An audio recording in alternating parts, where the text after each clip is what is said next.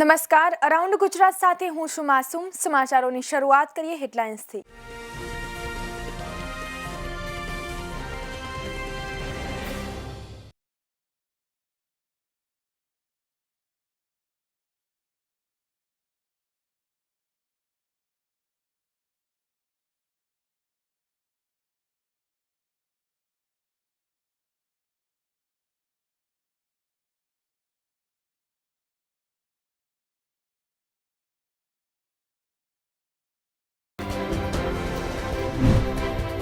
મહેસાણા જિલ્લા કોંગ્રેસમાં ભંગાણ। બેચરાજીના 200થી વધુ કોંગ્રેસી કાર્યકરો આજે કેસરીઓ ધારણ કરશે। છેલ્લી 3 પેઢીથી કોંગ્રેસ સાથે જોડાયેલા પણ ભાજપમાં જોડાશે। સંત રવિદાસ જયંતિ પર રાજનીતિ શરૂ। રાહુલે લંગરમાં પ્રસાદ વહેંચ્યો। પ્રિયંકા ચન્ની યોગી આદિત્યનાથે માથું ટેકવ્યું। પંજાબની ચૂંટણીનો રંગ દેખાયો। અમદાવાદમાં સાયન્સ સિટીમાં 499 રૂપિયામાં robotic equity gallery, thrill ride સહિતના આકર્ષણો નિહાળી શકાશે। પહેલીવાર બજેટ રજૂ કરાયું। સુરત પાલિકાની સામાન્ય સભામાં 7,288 કરોડના બજેટ પર ચર્ચા। ઘરેથી ટિફિન લાવીને આપના કોર્પોરેટર જમ્યા। અરાઉન્ડની શરૂઆત કરીએ મહત્વના સમાચારથી। તો સંતરામપુર નગરમાં તસ્કરોનો પોલીસને ખુલ્લો પડકાર। તો ફતેપુર રોડ પર આવેલા પ્રસિદ્ધ ગણપતિ મંદિરમાં ત્રાટક્યા હતા તસ્કરો। તો રાત્રિના સમયે મંદિરની દાનપેટી તોડી રોકડ રકમની ઉઠાંતરી કરી હતી। તો માથાભારે તસ્કરોએ બહારથી બંધ કરી પૂજારીને રૂમમાં પૂરી દીધા। તો અગાઉ પણ છેલ્લા 1.5 મહિનામાં અનેક ઘરફોડ ચોરીને આપ્યું છે અંજામ। તો અગાઉ 2 શાળાના સામાન, મોહમ્મદી સોસાયટી, સત્યપ્રકાશ સોસાયટી સહિત અનેક વિસ્તારોમાંથી ચોરીની ઘટના બની હતી। તો ઉભેલી ટ્રકોમાંથી બેટરી, ડીઝલ સહિત દુકાનોના વેલ્ડિંગ મશીન સહિત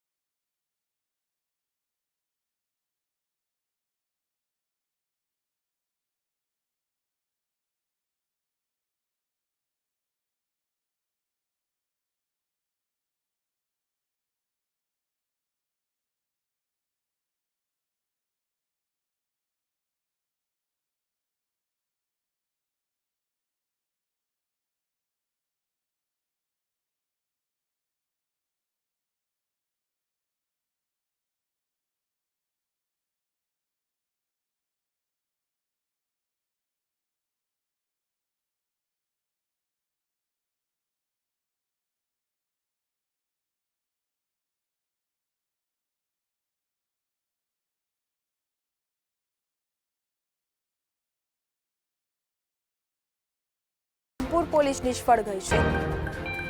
આ બનાવ રાતના બન્યો। રાતના જ્યારે આ બનાવ બન્યો તે વખતે અમે લોકો મંદિરની પાછળ અમારે રહેવા માટે રૂમ બનાવેલી છે। એ રૂમમાં અમે સૂતા હતા। કેટલા વાગે બન્યો તે ફિક્સ ટાઈમ નથી કહી શકતો, પણ ભગવાનની એટલી મહેરબાની રહી કે મંદિરની અંદર મૂર્તિઓનું કોઈ નુકસાન નથી થયું, મંદિરનું કોઈ બીજું નુકસાન નથી થયું। એણે આ જે ભક્તો આવે છે એનાની શ્રદ્ધા પ્રમાણે, એનાની તાકાત પ્રમાણે એને જે પેટીમાં દાન આપી જાય છે, 10 રૂપિયા 20 રૂપિયા એ ભેગા થયા હતા, એ બધું એ સાફ કરી ગયા છે। બરાબર। એના સિવાય બીજું કંઈ ગયું છે? એના સિવાય મંદિરમાં બીજું કોઈ નુકસાન નથી થયું। ને આ ભગવાનને કપડાં, વસ્ત્રો જે મૂકીએ છીએ એ તિજોરી તોડી છે। ને સવારે ઉઠીને અમે જોયું તો મારે જે દરવાજો છે એને બહારથી સ્ટોપર લગાવી દીધું હતું, એ દરવાજો નહીં ખોલવાનો। ત્યાર પછી હું અમારા ટ્રસ્ટી સાહેબ પાસે પાછળના દરવાજાથી ગયો ને ટ્રસ્ટી સાહેબને અમે બધા આવી ત્યાં સુધી પોલીસ ચોકીમાં ફરિયાદ કરાવી હતી। પોલીસવાળા પણ આવી ગયા, અમારા ટ્રસ્ટી સાહેબ અને અમે બધા મળીને મંદિરની અંદર આવ્યા। અંદર આવીને જોયું ત્યારે તો પાછળનો દરવાજો તૂટેલો હતો, 2 પેટીઓ તૂટેલી હતી। પેટીઓમાંથી બધી રકમ એ લોકો લઈ ગયા હતા, પણ ભગવાનની મહેરબાની રહી કે કંઈ જનહાનિ નથી થઈ। પણ મારી એક જ વિનંતી છે આ ગામવાળાઓની અને પોલીસવાળાની કે આ પગલે આ વિશે કંઈક ને કંઈક વ્યવસ્થા સારી હોય તો જનતાને મંદિરમાં આવતા જે ડર લાગે છે એ પણ નહીં આવે। આ સમય એવો થઈ ગયો છે કે ભગવાનના મંદિરમાં આવવામાં પણ લોકોને ડર લાગે। પ્રભુ, મારી હાથ જોડીની વિનંતી છે કે આ વિશે કંઈક સરસ કાર્ય કરજો। મારું નામ મનીલાલ જોશી। યાત્રાધામ શામળાજી ખાતે મહાસુદ પૂર્ણિમા નિમિત્તે ભક્તોની ભીડ જોવા મળી હતી તેમજ વહેલી સવારથી મોટી સંખ્યામાં ભક્તો ભગવાન શામળિયાના દર્શને શામળાજી મંદિરે ઉમટ્યા હતા. પૂર્ણિમાએ ભગવાન શામળિયાના દર્શનનું અનેરું મહત્વ રહેલું છે, જેના પગલે મોટી સંખ્યામાં ભક્તો દર્શને ઉમટ્યા હતા. ભગવાનને પૂજારી દ્વારા અબીલ ગુલાલ છાંટી હોળી રમાડાઈ તેમજ વસંત પંચમીથી હોળી સુધી ડોલોત્સવ રમાડાય છે. તો મંદિર ટ્રસ્ટ દ્વારા કોરોના ગાઈડલાઈન મુજબ દર્શનની વ્યવસ્થા કરવામાં આવી હતી. અરવલ્લીની પ્રાથમિક શાળાઓમાં શિક્ષકોની દાદાગીરીનો કિસ્સો સામે આવ્યો છે. ધનસુરા તાલુકાના ગ્રામ્ય વિસ્તારની કેનપુર કંપા પ્રાથમિક શાળામાં 6ઠ્ઠા ધોરણમાં અભ્યાસ કરતી વિદ્યાર્થીનીને માર મારવામાં આવ્યો હતો. તો વિદ્યાર્થીની રડતી રડતી ઘરે પહોંચી હતી. તો વિદ્યાર્થીનીનો વિડીયો સોશિયલ મીડિયામાં વાયરલ થયો હતો. તો વાલીઓ શાળામાં પહોંચ્યા હતા. તો કેનપુર કંપા પ્રાથમિક શાળામાં પહોંચી વાલીઓ દ્વારા હોબાળો મચાવવામાં આવ્યો હતો. તો શિક્ષકો અને વાલીઓ વચ્ચે શાબ્દિક ઘર્ષણ સર્જાયું હતું. મોડાસાના ટિન્ટોઈ પાસે બાઇક અને ટ્રેલર વચ્ચે અકસ્માત સર્જાયો હતો, જેમાં ટ્રેલરે બાઇક ચાલકને ટક્કર મારતા અકસ્માત સર્જાયો હતો. તો મોડાસા શામળાજી સ્ટેટ હાઈવે પર આ ઘટના બની હતી. તેમજ ખોડંબાના પેટ્રોલ પંપ માલિકને આ અકસ્માત નડ્યો હતો. તેમજ ગંભીર રીતે ઘાયલ ઇજાગ્રસ્તોને સારવાર માટે હોસ્પિટલ ખાતે ખસેડવામાં આવ્યા. તો બીજી તરફ ટિન્ટોઈ આઉટ પોલીસે ઘટના સ્થળે પહોંચીને અકસ્માત અંગે કાર્યવાહી હાથ ધરી હતી. શહેરની વુડા કચેરીમાં વડોદરાના આર્કિટેક્ટ જૂથના અગ્રણીએ કચેરીના મહિલા અધિકારીને ધમકાવતા હોવાના આક્ષેપ સાથે અધિકારીએ આર્કિટેક્ટ વિરુદ્ધ ફરિયાદ નોંધાવી હતી, જેને લઈને આરોપી આર્કિટેક્ટની પોલીસે અટકાયત કરી હતી. શહેરના વુડા કચેરીમાં જુનિયર ટાઉન પ્લાનર તરીકે ફરજ બજાવતા રુચિતા શાહે આક્ષેપો કર્યા હતા કે વડોદરાના આર્કિટેક્ટ ગ્રુપના અગ્રણી કિરીટ પટેલે તેમને ધમકી આપી હતી અને વધુમાં મહિલા અધિકારીને જણાવ્યું હતું કે સરકારી કામમાં રૂકાવટ કરી ધમકી આપવામાં આવતી હતી. તેમજ કિરીટ પટેલે તેમની અપશબ્દો બોલ્યા હોવાના આક્ષેપ સાથે મહિલા અધિકારીએ વડોદરાના આર્કિટેક્ટ જૂથના અગ્રણી કિરીટ પટેલ સામે કારેલીબાગ પોલીસ સ્ટેશનમાં ફરિયાદ નોંધાવી હતી, જેને લઈને આરોપી આર્કિટેક્ટની પોલીસે અટકાયત કરી. તેમજ કિરીટ પટેલને પોલીસ મથક લાવવામાં આવ્યો હતો અને કોરોના ટેસ્ટ કરાયા બાદ આર્કિટેક્ટની ધરપકડ કરવામાં આવશે. ત્યારે આર્કિટેક્ટ એસોસિએશનના પ્રમુખ સામે કાર્યવાહીને લઈને એસોસિએશનના સભ્યો કારેલીબાગ પોલીસ સ્ટેશન પહોંચ્યા હતા અને આર્કિટેક્ટ એસોસિએશનના સભ્યોને કિરીટ પટેલના સમર્થનમાં નિવેદન આપ્યા હતા. તેમજ ભ્રષ્ટાચારનો પર્દાફાશ કરાશે તેવી ચીમકી પણ આપવામાં આવી હતી. 1001% કરીશું એસોસિએશન તરફથી સામે ફરિયાદ કરીશું અને કોર્પોરેશન અને વડોદરા મહાનગર સેવા ના ખોટા બધા કામ થયેલા છે. બધા મેં અઠવાડિયાની અંદર બધા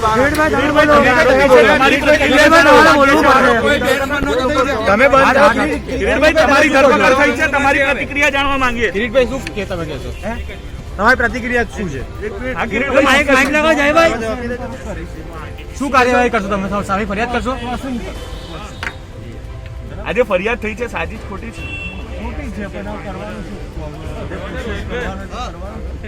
કયા પ્રકારની લડત ચાલવાની તમારી? લડત કઈ રીતે ચલાવવાની? આજે વુડાના અધિકારીને તમે મળ્યા હતા, ત્યાં આ મુદ્દે તમે કઈ કીધું એમને? તો તમે હવે ફરિયાદ કેવી રીતે કરશો? આજે તમે મળ્યા તો કઈ ખુલાસો તો માંગો, તો અધિકારીઓ પણ અહીંયા હાજર હતા.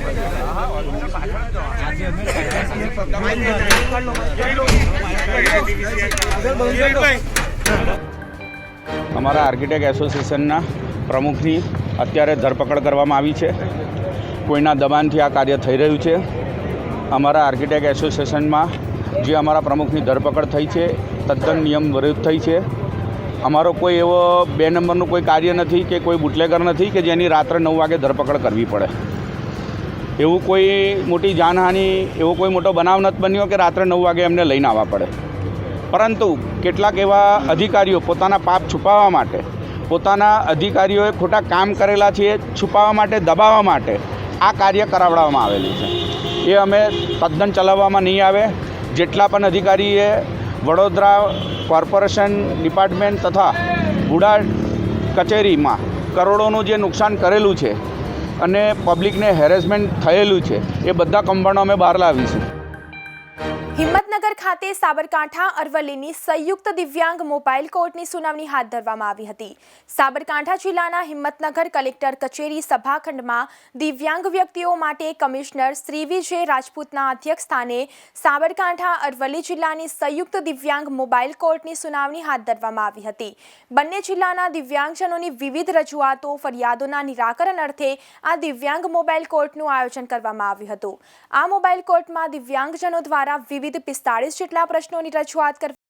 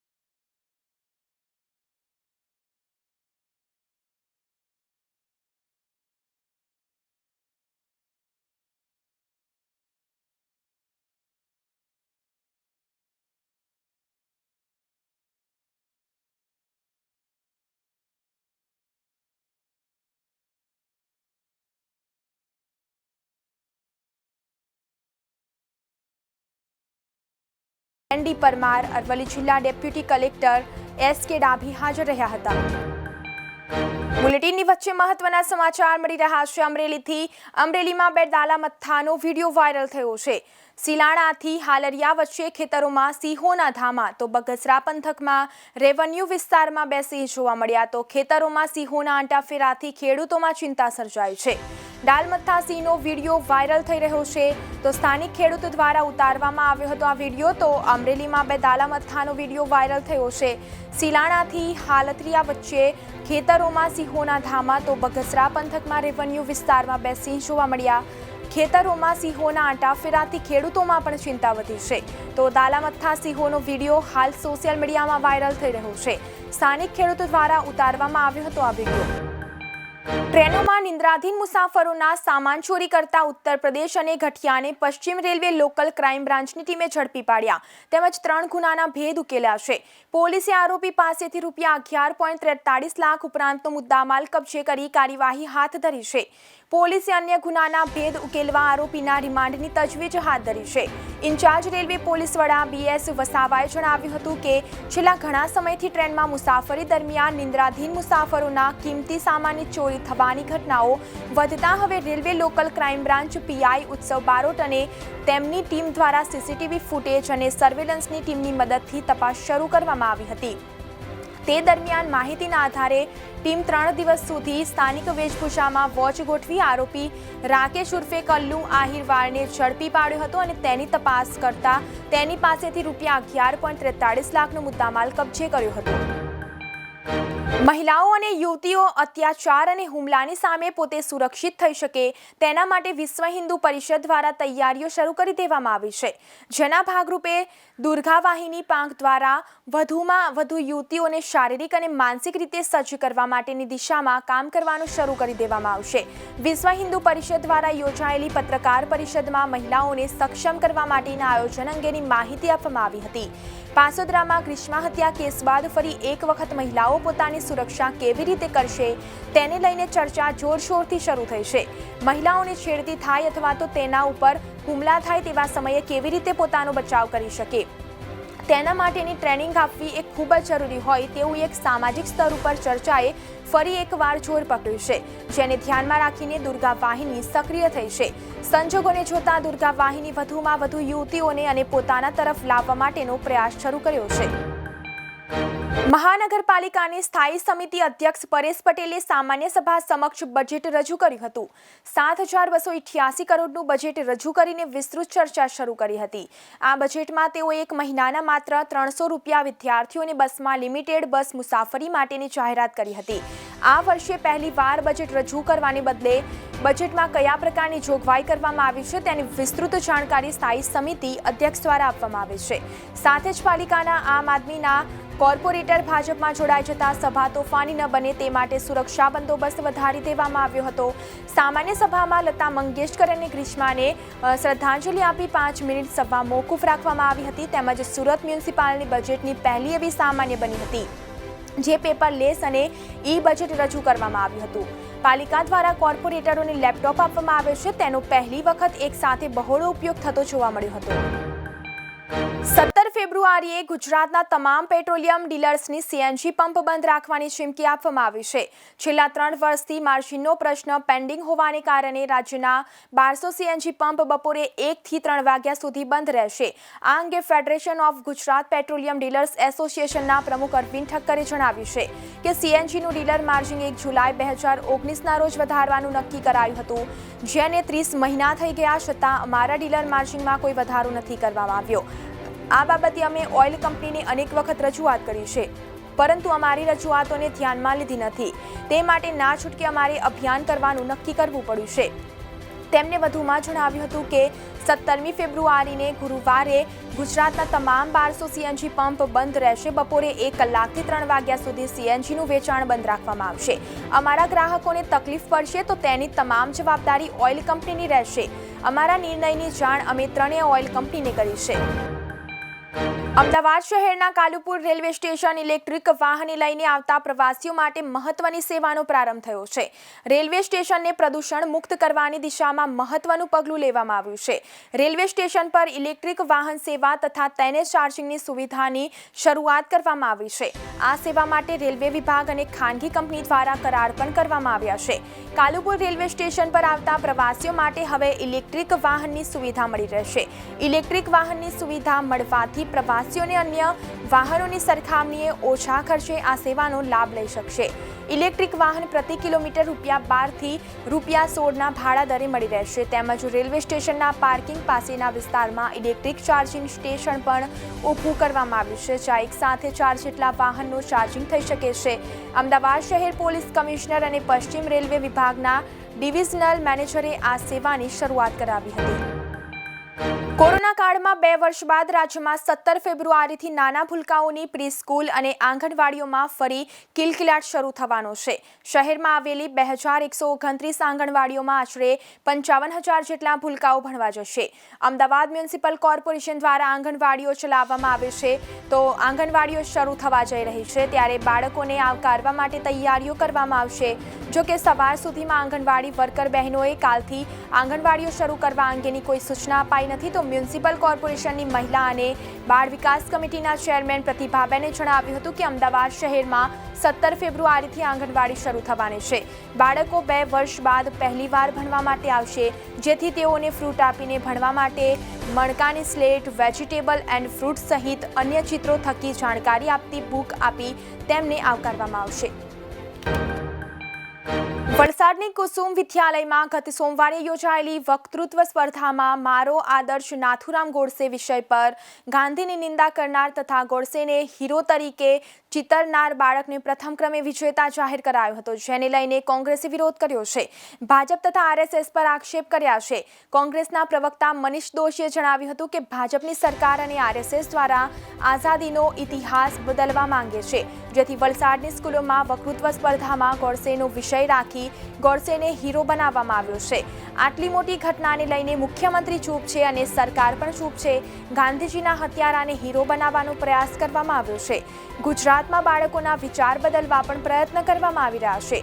નોંધનીય છે કે ધોરણ 5 થી ધોરણ 8ના 11 થી 13 વર્ષના બાળકો માટે સ્થાનિક સરકારી કચેરી દ્વારા પસંદ કરાયેલા 3 વિષય પૈકી મારો આદર્શ નાથુરામ ગોડસે પર વક્તૃત્વ આપનારા બાળકને વિજેતા જાહેર કરવામાં આવ્યો હતો. તો સ્થાનિક સરકારી કચેરી દ્વારા આવો વિષય અપાતા વિવાદ સર્જાયો છે. વિવાદ થતાં જ વલસાડ જિલ્લા રમતગમત અધિકારી મિતાબેન ઘવલીને સસ્પેન્ડ કરવામાં આવ્યા છે. તો અરાઉન્ડ ગુજરાતમાં આજે બસ આટલું જ. વધુ સમાચાર જોવા માટે જોતા રહો અરવલ્લી સમાચાર, એટલે તમારો વિસ્તાર, તમારી